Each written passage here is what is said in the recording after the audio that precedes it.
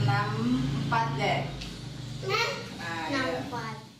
2 hari sudah pembelajaran daring terpaksa dilakukan di Palembang akibat kualitas udara memburuk dampak asap kebakaran lahan.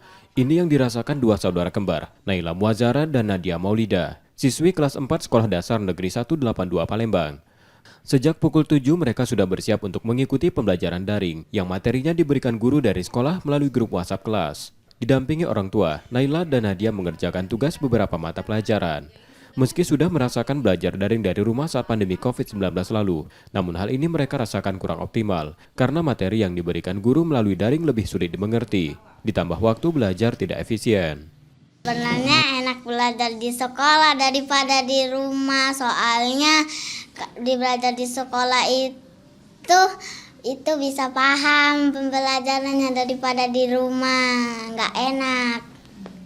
Terus kalau belajar di rumah waktunya cuma sedikit, kalau di sekolah panjang. Orang tua siswa merasa lega 2 putrinya belajar daring di rumah saat kabut asap karena lebih aman dan mencegah gangguan kesehatan. Namun keterbatasan handphone dan kuota internet menjadi kendala dalam belajar daring. Kuotanya juga terbatas, terus juga kan ini kan kembar. Jadi kelasnya juga beda-beda, jadi ya itu kendalanya. Satu orang harus 1 HP kan.